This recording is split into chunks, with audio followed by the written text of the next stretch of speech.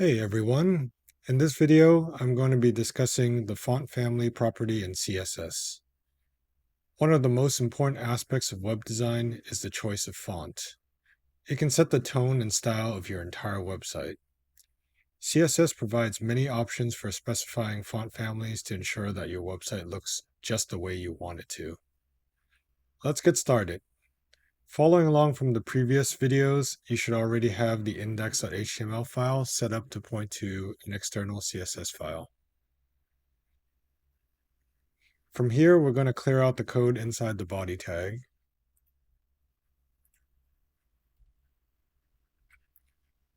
If you do not already have this set up, pause the video and take a moment to add this code to your index.html file, as well as create a separate file called styles.css inside a CSS folder.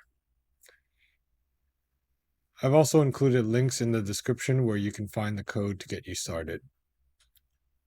First, in the index.html file, let's add an h1 heading and a paragraph.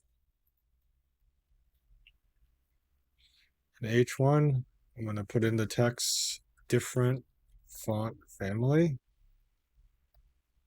Paragraph, I say this will be the default font family for the page from the body selector. Save. And then over in the styles.css file, let's clear out the styles from the previous video and add some new ones.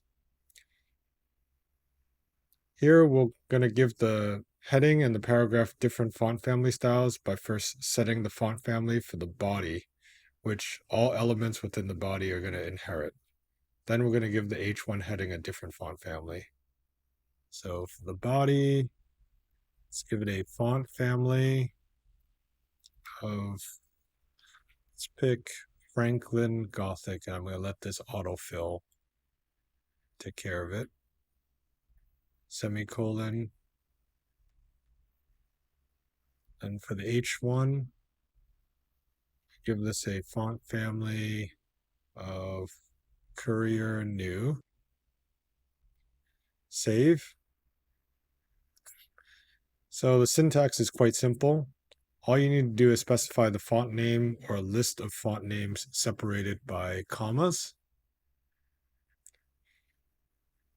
By doing so, if the first font listed isn't available on your computer, the browser will use the next font in the list, and so on and so on. So it's always a good idea to specify multiple font families in your CSS code. It's also worth noting that you can use generic font families in your CSS, especially at the end of the list as fallback options. These are fonts that are typically installed on most computers and devices. Examples of generic font families include serif, sans serif, and all-space. This ensures that your website looks good even if a user doesn't have the first choice of font installed. And there you have it. The font family property in CSS is a powerful tool for controlling the appearance of your text. By understanding the syntax and using multiple font families, you can ensure that your website looks good on any device or computer. Thanks for watching. Be sure to check out the description for additional resources to learn more about this subject. I hope you enjoyed this video and learned something new. Don't forget to like and subscribe for more videos like this. If you have any questions or comments, please leave them below.